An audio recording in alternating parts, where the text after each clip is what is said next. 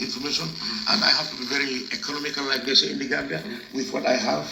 At least it affects the investigation. Absolutely. But what I can tell you is, had the alleged gunman succeeded, he and his co-conspirators, there would have been chaos and confusion in this country, because for a good 1 week, they were surveillancing paramilitary posts, checkpoints, and they wanted to at least kill half a dozen paramilitary officers. Really?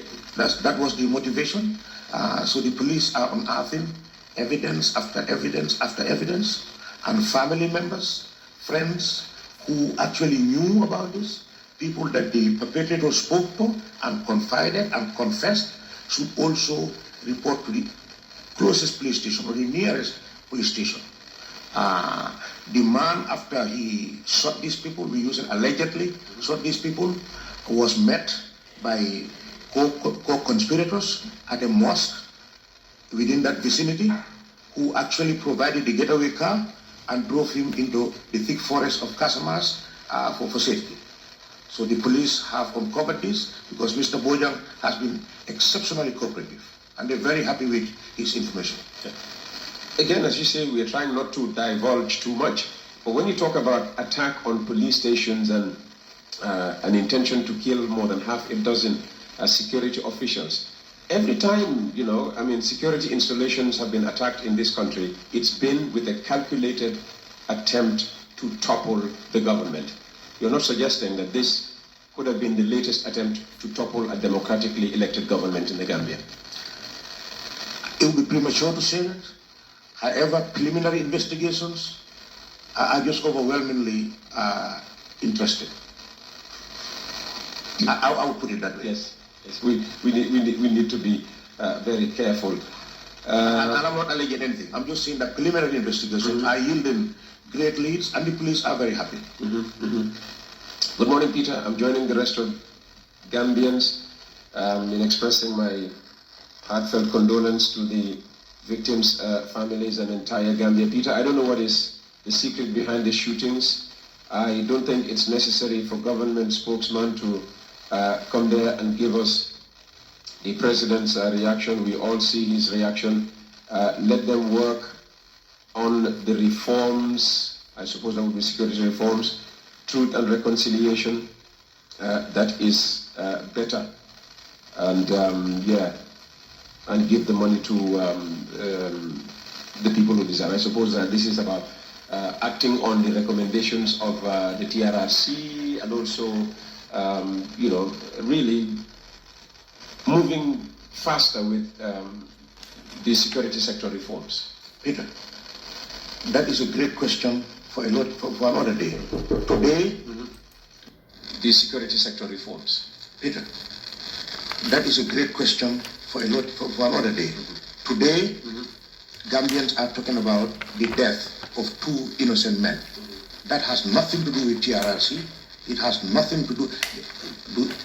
Is there evidence that these people were complicit in the atrocities that happened here 22 years ago? Absolutely not. These are young kids, Peter. So when we are addressing serious issues, let's talk about serious issues. By no means trying to diminish or devalue the significance of the TRRC is one thing I supported fully. But today, I think every conscious and conscientious Gambian should be worried that the people who actually put their lives on the line or in the line, and every day, come rain, come shine, on the roads, in the ravines, on the bridges, where there is hot honor, these are people who sometimes without even arms, Peter, stand there to make sure that we are secure. So I think when they suffer, every Gambian should actually feel that you've lost a family member. Good morning, Peter. My fear is the judiciary to claim the culprit's insanity proven by false medical reports. I know the police will do their part professionally and efficiently. I pray for the highest place in Jannah for the deceased and a speedy recovery for the female constable. I suppose in this matter, as President says, everybody will work towards, reaching the right decision. so that all parties, get the justice they demand, they deserve. Mm-hmm. I suppose that's all. All right. I have no evidence that fake medical reports are a tradition in court cases. Probably the questioner knows better. I wouldn't dwell on stuff that I'm totally innocent and ignorant about. So President Barrow has visited the crime scene. He's visited the hospital, WPC, the hospital where she's admitted battling her life. I mean, did he chat to you about his experience, things he might have said, at the crime scene in Sukuta, and what transpired between her and, the victim in hospital? Until the investigations began to unravel, he actually wasn't so he was just so curious what the motivation. Everybody wants to know what the motive for this attack is. And Peter, Gambians are also very good at confusing people. After the right person was identified and arrested, they started providing images and photos of the wrong people, totally innocent. Yeah, that's what just to confuse people. That's what social media does.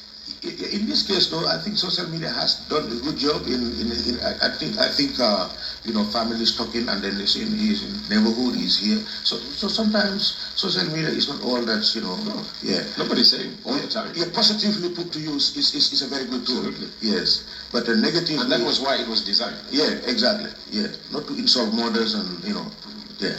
He gave 100,000 to the victim or the victim's family, I understand. The victim's family. Yeah. Yes, that was $1 million bounty for anybody who may.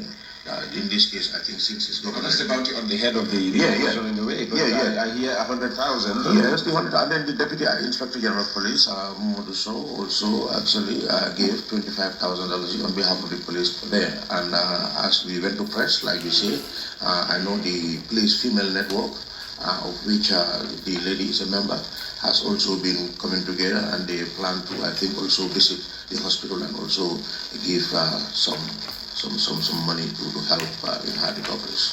All right. Let me see. There's one text here I must read. It's about you and